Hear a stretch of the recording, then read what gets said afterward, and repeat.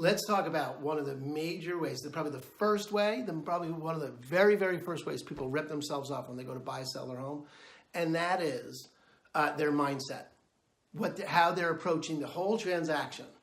And I'd like you to consider the way most people approach the entire transaction starts them off already behind the 8 ball.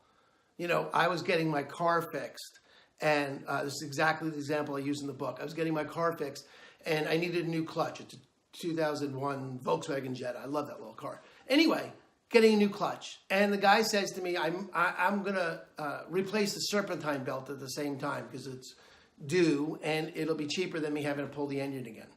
Now, I know what a clutch is, but I don't know what a serpentine belt is. And it's going to cost me an extra $1,200 or something. And I should know what it is before I say yes, but I can't ask him because that'll make me look like a dope because I'm a guy. And in our culture, guys are supposed to know about cars. At least that's what I have in my head. The context I'm operating in is I'm supposed to already know. And I can't ask if I'm already supposed to know. So I hang up. I tell him to go ahead and do it. I trust him, so I tell him to go ahead and do it. And then I know I have to answer to my wife because she doesn't have I'm supposed to already know as a context. Why? Because she's not a guy in this culture. As a woman in this culture, she has no pretense that she's supposed to know what happens there. So she's going to ask me. So I get on the Google and I find out what it is. And now I can talk to her about it. And I look good in both positions. Okay? And that's the name of the game. Don't look bad. That's the name of the game. Look good. That's the name of the game. Try and get this right. Except that's crazy. Now, the problem I discovered in real estate is that everybody thinks they're supposed to know. Everyone assumes they're supposed to know. They come from they're supposed to know how to do this thing called sell a house or buy a house. They're supposed to know all these details. In fact, they're so surrounded by swim in the sea that they're supposed to know that they don't ask questions. They don't interview agents. 72% of the people are going to hire the first agent they talk to. That's not like a joke. That's like 72% of the people are going to hire the first person they talk to. Why? Because they don't know what to ask. And they can't even say they don't know what to ask because that's going to make them look stupid.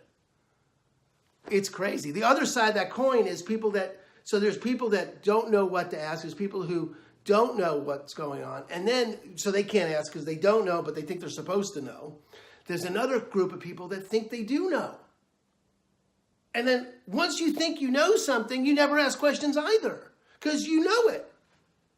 Either way, you're at a complete deficit. You're at a complete deficit in terms of the transaction because you can't ask any questions because you either know, so the questions are not there to ask, or you're supposed to know, so you can't ask the questions because you're going to look bad. Those are crazy. That's a crazy context. You're supposed to know or you already know are disempowering. They are unworkable. They will produce less results for you. Approaching the transaction from I'm supposed to know how this goes or I already know how this goes are undoubtedly going to give you a lesser opportunity to produce better results. Why? Because you can't ask the questions that you need to ask inside either of those two worlds. They just won't be there to ask. So what is a context? What is a mindset? What is a way you could approach buying or selling your home that would give you some power, that would give you a shot at being able to produce extraordinary results? I don't mean just I didn't get ripped off kind of results. Right? Oh, everything went fine. That's how low the bar is in real estate. Oh, it went fine. I didn't get ripped off. Okay, that's a low bar. All right. If you wanted to produce extraordinary results, right, you could take on the mindset that you are the CEO of a company that's about to acquire or sell the single largest asset it's ever bought or sold. You're the CEO of a company. And if you were the CEO of a company, you would be empowered to ask questions. You would naturally ask questions. There'd be questions there just to ask because you're the CEO. You get to ask whatever you want because where does the buck stop? It stops with you. You're the boss. You're the head. It's your game. You get to make that happen. Why? Because you're the boss.